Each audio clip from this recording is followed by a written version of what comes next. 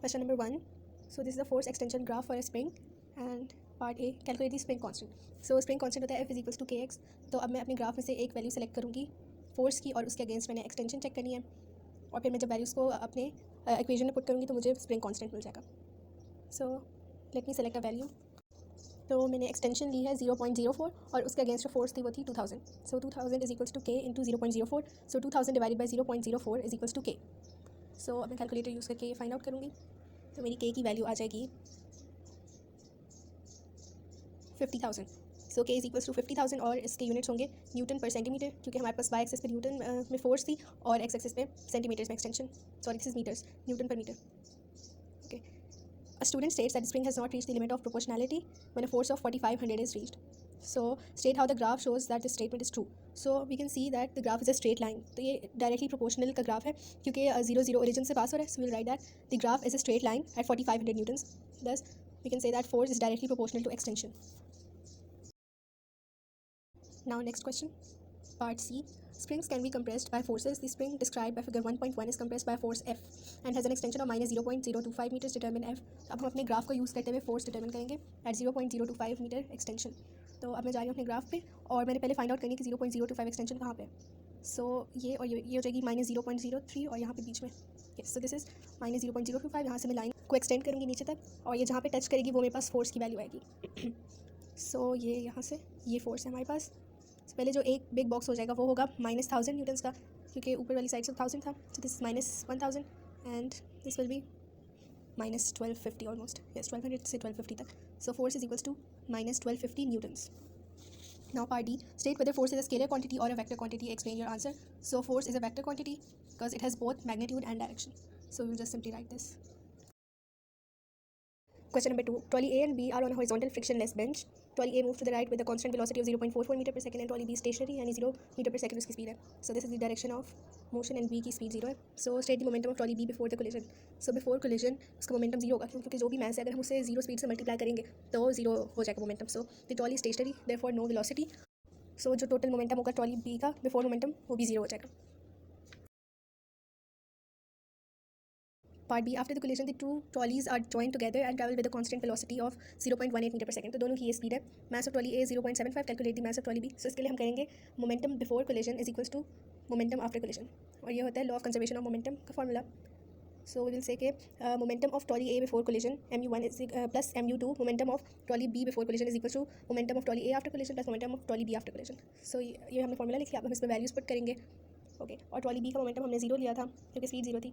सो इसको हम लिख सकते हैं x इंटू 0. सो सॉरी इसको हम m ले लेते हैं क्योंकि हमने मैथ फाइंड करना है ना m. ओके. देन 0.75 इंटू 0.18 ये है ट्रॉली A का मोमेंटम आफ्टर कोलिजन और ट्रॉली B का हो जाएगा m इंटू 0.18 क्योंकि स्पीड दोनों की सेम है. इसका मैथ अननोन है. सो अब सॉल्व करते हैं. पहले 0.75 इंटू 0.44 कैलकुलेट करना. ये हो जाएगा 0.33.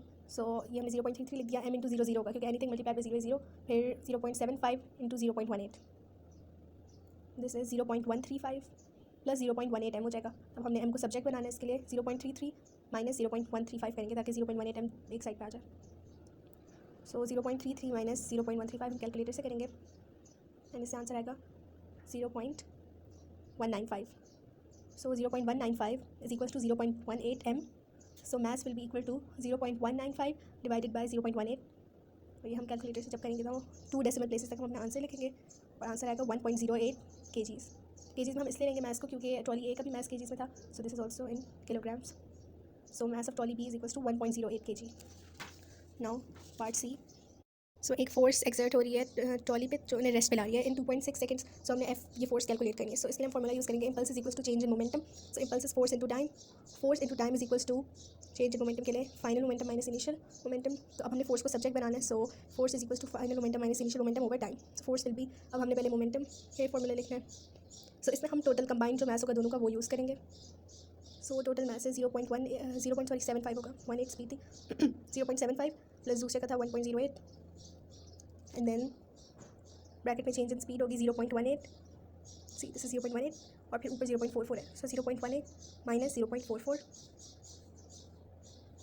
डिवाइडेड बाय टाइम भी करना है हमने. सो टाइम इज 2.6.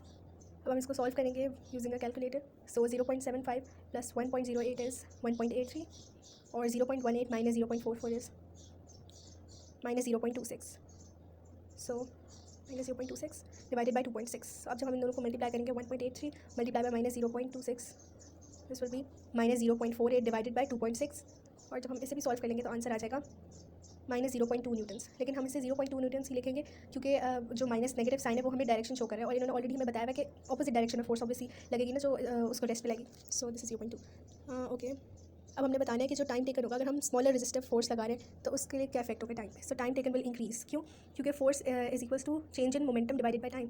सो इसका मतलब ये हुआ कि force is inversely proportional to time. So when force will decrease तो डेफिनेटली जो टाइम उसके लिए लगेगा वो इंक्रीज हो जाएगा. So when force decreases the time will increase. Question number 3. State the region of the electromagnetic spectrum which radiates thermal energy. So this is infrared radiation. Part B. Explain why the shiny metal surface behind the heating elements increases the thermal energy radiated to the room. So इसमें reflection होगी obviously room के अंदर ताकि thermal energy increase हो जाए. सो इसमें हमने यही लिखना है कि जो शाइनी मेटल सरफेस है वो गुड रिफ्लेक्टर होती है, तो वो रिफ्लेक्ट करेगी हीट वेव्स को और उनको डायरेक्ट करवा देगी रूम के अंदर. So more heat is directed into the room और इसी वजह से जो रूम की थर्मल एनर्जी होगी वो इंक्रीज़ हो जाएगी. सो इसमें हमने यही लिखना है.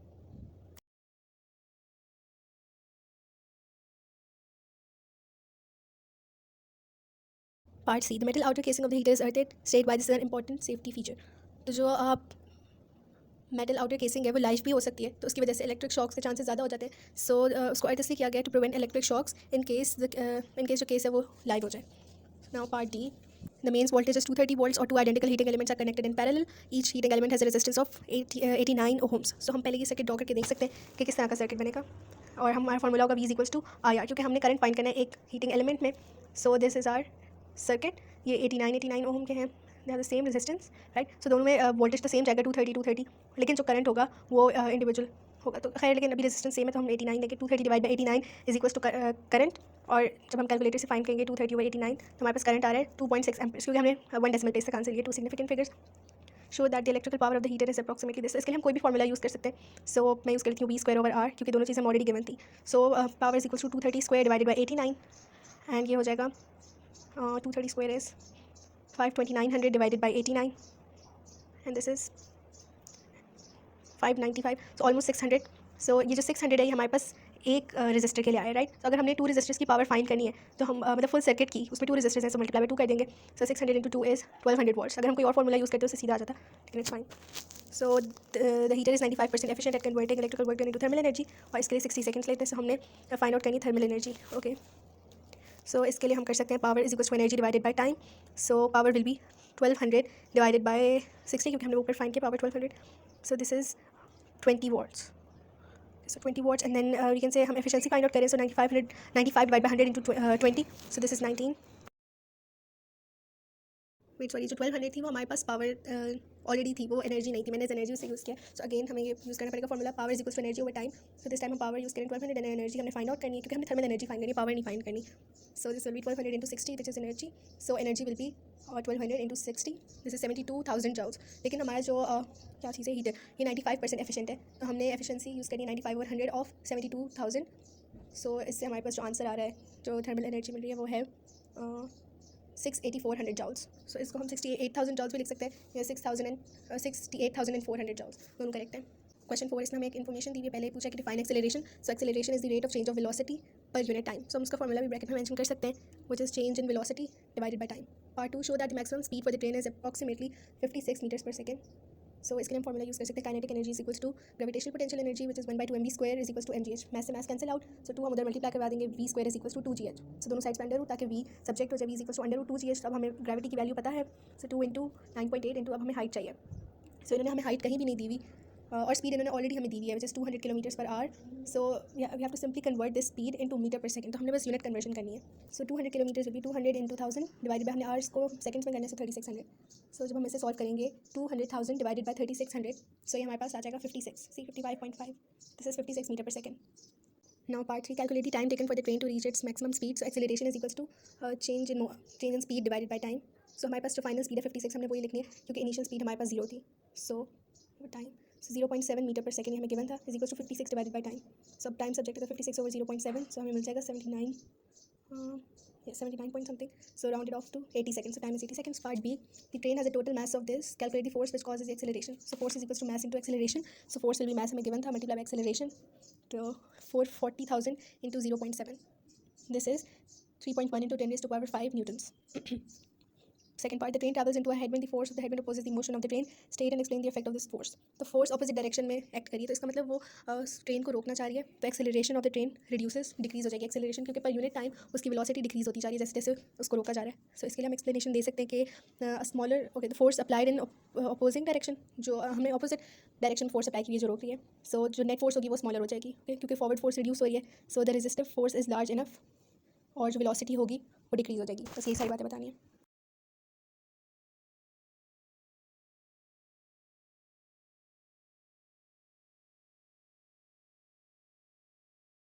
क्वेश्चन नंबर 5, हमने एक ग्राफ स्केच करना है रेजिस्टेंस अगेंस्ट लाइट इंटेंसिटी का. सो ये डिक्रीजिंग ग्रेडियंट होता है, बस इन्वर्स रिलेशन है.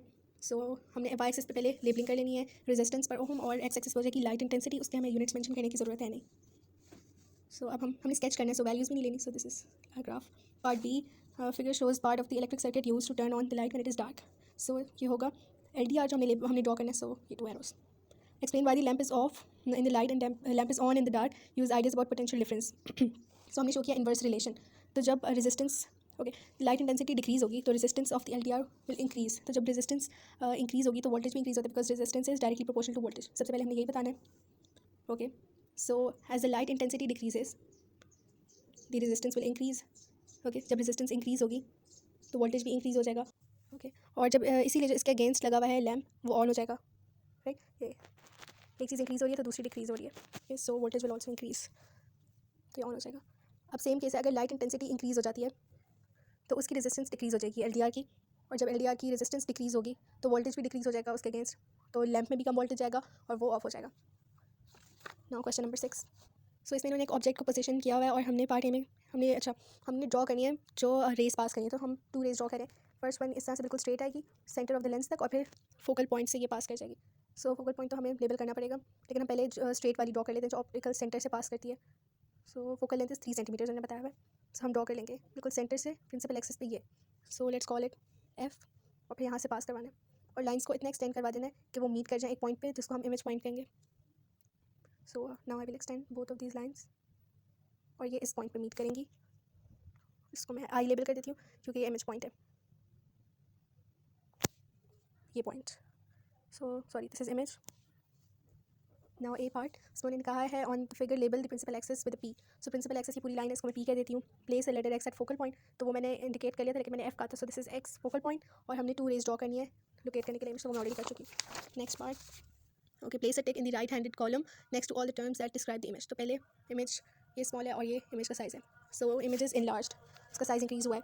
देन इन्वर्टेड, क्योंकि ऑपोजिट डायरेक्शन में, सो इट इज़ इन्वर्टेड. और रियल इमेज है क्योंकि वो स्ट्रेट लाइंस की इंटरसेक्शन से फॉर्म हुई है, डॉटेड लाइंस की इंटरसेक्शन से नहीं हुई है. पार्ट बी, अब हमने ऑब्जेक्ट को क्लोज क्लोज है L के, और the new distance between L and the object is less than the focal length. तो हमने प्रिंसिपल फोकस से आगे की तरफ रख दिया है, L लेंस के लिए यूज़ हुआ है.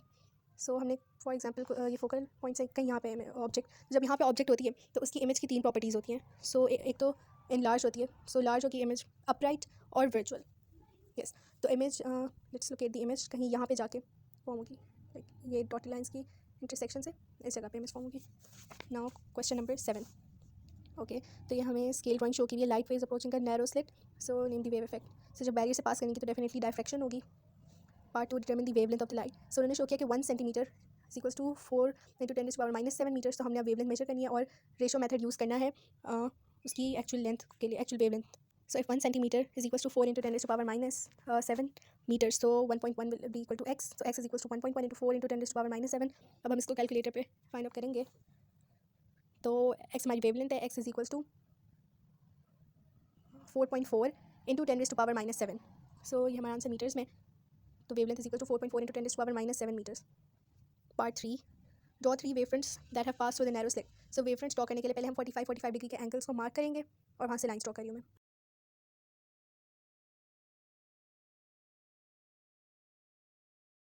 तो ये हो गया, लेबल कर देंगे. अब जो मैंने वेव फ्रंट्स ड्रॉ करनी है वो कर्व्ड होंगी, और I have to make sure इनके बीच में जो वेवलेंथ है वो बिल्कुल सेम है. See this wavelength same as this wavelength, और यहाँ पे भी सेम. कर्वेचर ऐसे ऐसा खुद ही डिक्रीज हो जाएगा क्योंकि हमने वो एंगल्स मार्क किया. So it's very easy. Next part B. Okay, so हमें कुछ इन्फॉर्मेशन दी हुई है। फ्रिक्वेंसी 380 हर्ट्ज है, डिस्टेंस इज 2.5 किलोमीटर, जिसको मैं 2500 मीटर्स कहूँगी, और जो हमें speed of sound in air is 330 meter per second. तो हमने मीटर्स में लेना था डिस्टेंस भी। Now we have to show that the wavelength is 0.9। तो पहले हम करेंगे v is equals to f lambda, so 330 is equals to 380 lambda. So 330 divided by 380 is equals to wavelength. So wavelength will be, हम calculator से करते हैं, 33/38, this will be 0.87 meters. तो अगर मैं उसे राउंड ऑफ कर लूँ तो 0.9 मीटर्स आ जाएगा। हमें यही शो करना था। और calculate the time it takes for sound to travel to the ship from the जो भी। तो इसके लिए हमने एको तो यूज़ नहीं करना क्योंकि एक डायरेक्शन में जा रहा है। Speed is distance over time, 330 is equals to 2500 over time, क्योंकि हमने सेम यूनिट्स यूज़ करने। So time will be 2500 over 330, so time is 7.6 seconds आ जाएगा कैलकुलेटर से। Yes, it is 7.6 seconds. Question number 8. A metal rod is suspended in the magnetic field produced by a pair of magnets, permanent magnets. So current भी है इसमें. State the direction of the force on the metal due to the current. So current की हम पहले direction check करेंगे. Okay. इस हमने left hand route use करना है, फ्लेमिंग्स लेफ्ट हैंड रूल. सो उसके लिए मुझे अपने जो मैग्नेटिक फील्ड लाइंस की डायरेक्शन है नॉर्थ टू साउथ. सो ये नॉर्थ टू साउथ, और फिर जो करंट है वो इस तरह अंदर की तरफ जा रहा है, क्योंकि मेरी नीचे की तरफ आता है पहले. अगर हम पॉजिटिव साइड की डायरेक्शन देखें तो करंट अंदर की तरफ जा रहा है, इसकी वजह से फोर्स डाउनवर्ड चेक करिए. So direction of the force is downwards. Explanation में हम यही बताएंगे कि हमने किस तरह से Fleming's left hand rule use किया. सो हम फर्स्ट फिंगर को हमने अलाइन किया from north to south in the direction of magnetic field lines. Okay, then the middle finger was aligned in the direction of current, जो कि inwards जा रहा था. थोड़ा सा टेढ़ा है लेकिन डायरेक्शन इनवर्ड्स ही थी. और जो थंब होगा हमारा, वो उसने हमें डायरेक्शन बताई थी फोर्स की, तो वो डाउनवर्ड्स जा रही थी. So we will say that the direction of the force was downwards. Part B, the connections of the cells are reversed. Okay, तो कनेक्शन रिवर्स, इसका मतलब करंट ऑपोजिट डायरेक्शन में जा रहा है, तो फोर्स पे इफेक्ट ये होगा कि सेम मैग्नीट्यूड होगा लेकिन ऑपोजिट डायरेक्शन में एक्ट करेगा, क्योंकि इंटेंसिटी चेंज नहीं हुई है. पार्ट सी हमने डिस्क्राइब करना है फंक्शन इन पार्ट्स का. ओके, और ये हमें एक डीसी मोटर शो की हुई है. ऐसे पता चला क्योंकि स्प्लिट रिंग कम्यूटेटर था. So J are the carbon brushes, और इन्होंने प्रमोट करना है फ्रिक्शन को, और वायर को जो कॉइल मतलब वायर होगी वो आपस में रैप ना हो जाए, तो इसलिए. और फिर जो के है दैट इज़ द एक्सल, और वो रोटेट्स द कॉइल. कॉइल इसके अराउंड रैप हुई होती है और वो कॉइल को रोटेट करवाता है जो भी स्पेसिफाइड डायरेक्शन होती है. Then we have K coil, sorry ये ऑपोजिट हो गया, के कॉइल है और axle was L. So L was the axle and K is the coil. तो हम इस तरह एरो शो कर लेते हैं. So coil, and coil will move, rotate करेगी वो, और डायरेक्शन ऑफ द करंट को चेंज करेगी एवरी हाफ साइकिल के बाद के. सो जैसे ही 180 डिग्री के एंगल कंप्लीट हो जाएगा, the direction of the current वो रिवर्स. ठीक है, और ये काम कॉइल ही करवा रही है. और एक और काम कॉइल का ये होता है कि जो मैग्नेटिक फील्ड लाइंस पास हो रही होती हैं, कॉइल असल में उन्हें कट कर रही होती है. So it also generates a change in magnetic flux, जिसकी वजह से इंड्यूस्ड करंट या इंड्यूस्ड ईएमएफ जो भी होता है वो प्रोड्यूस हो जाता है. So we can mention this as well बाद में. So M is the split ring commutator, और वो हेल्प करता है कॉइल को मूव करने में जब कॉन्टैक्ट ब्रेक हो जाता है after a cycle of 180 degrees. किस तरह से मूव करवाता है? Due to inertia. पहले मैं मेंशन कर दूँ. So it helps the coil to move when the contact breaks. इनके बीच में जब contact break हो जाएगा, the coil will still continue to move due to inertia.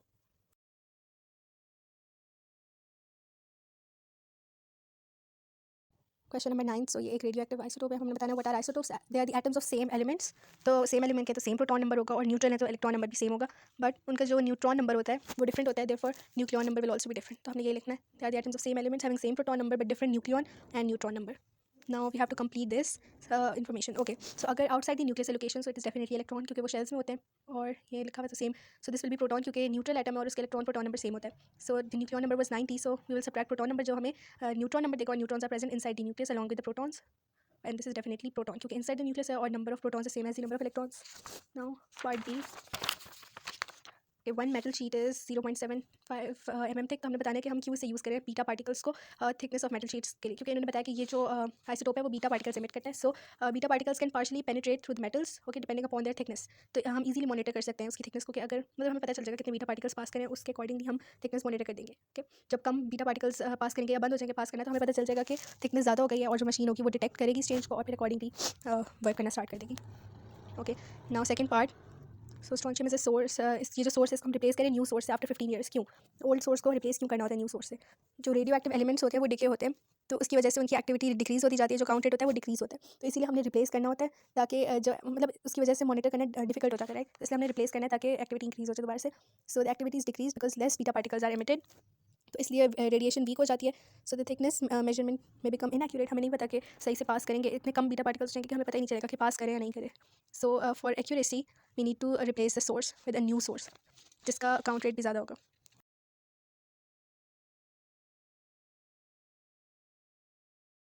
Question number 10. ये हमें इन्होंने शो किया हुआ है अर्थ की रेवोल्यूशन शो की है. सो हमने F2G का बताना है कि कितना टाइम लगा है. So F2G is 1/4 of the whole cycle, और जो कंप्लीट साइकिल होता है around the sun it takes 365 days. So हम 365/4 करेंगे ये वाला फाइंड करने के लिए, यानी 1/4 इंटू 365 किया हमने. सो this is 91.25. So number of days हम कंप्लीट डेज बताएंगे. सो 91 डेज. अब हमने एक्सप्लेनेशन देनी है. सो एक्सप्लेनेशन में हम ये लिख देंगे जो हमने वर्किंग की है. सो 365/4 इज इक्वल टू 91. और ये हमने क्यों किया है, क्योंकि जो हमारे पास F2G रीजन था वो क्वार्टर ऑर्बिट हो रहा था इसमें complete 1 quarter. Okay, so that's why we did this. Part B, हमने पोजीशन ऑफ अर्थ बतानी है जब समर है एक्स पे. तो इसका मतलब एफ है वो लोकेशन, क्योंकि see it's facing towards the sun, right. So this is F, क्योंकि हमारे पास जो वेदर चेंज होता है वो due to the tilt of northern hemisphere होता है. So this is F. And winters वाला एच, क्योंकि एक्स अपोजिट डायरेक्शन में टिल्ट हुआ हुआ है, right. So this is H. So ये हमें पार्ट सी में इन्होंने ऑर्बिटल स्पीड दी हुई है अर्थ की अराउंड द सन, और फिर हमें एवरेज रेडियस कैलकुलेट करना है. So orbital speed is equal to circumference of earth divided by time. Okay, so this will be orbital speed is equal to 2πr divided by टाइम. 2πr is the circumference. So हम formula values put करते हैं. Orbital speed is 30,000 is equal to 2πr divided by, अब हमने इसको seconds पे convert करना है क्योंकि हमें स्पीड मीटर पर सेकंड में दी थी. सो 365 इंटू 24 आवर्स इंटू 3600 यानी मिनट्स इंटू सेकंड्स. फिर ये हो जाएगा 30,000 इंटू 3.2 इंटू 10⁻⁷ हो जाएगा. 365 into 24 into 3600 and this is equal to 2πr.